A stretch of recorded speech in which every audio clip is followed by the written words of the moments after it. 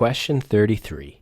Given the sinusoidal function below, sketch the graph of g of x, which equals the absolute value of x minus 1.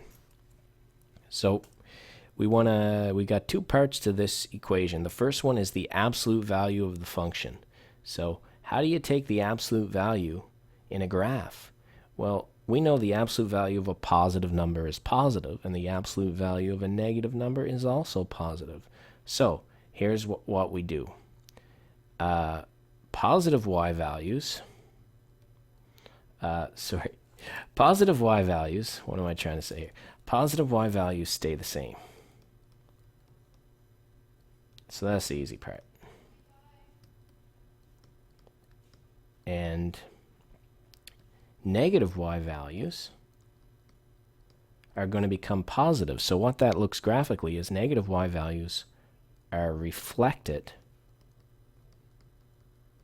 in the x-axis. So I'm going to take care of this part first.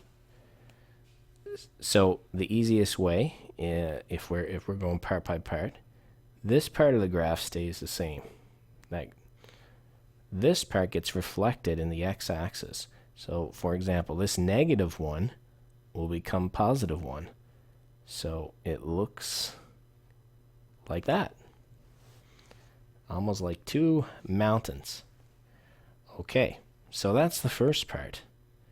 The next part is, what does this negative 1 mean? And of course that just moves it down 1 unit.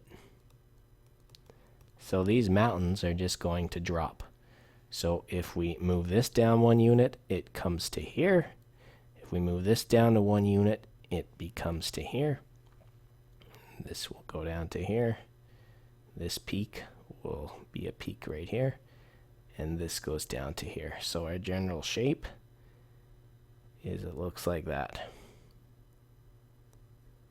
So I made a little mistake. We should label each axis. So in blue is g of x. And in my yellow is the absolute value of just f of x. So just so we're labeling each graph. I think in your actual exam they give you a place to write this out down below, but I would still recommend it in doing 2 steps. So absolute value, just to review, positive y values stay the same. So anything above the x-axis stays the same. Anything below the x-axis is reflected in the x-axis. And then the last thing we did was the vertical translation 1 unit down. So our graph in green should be the correct one.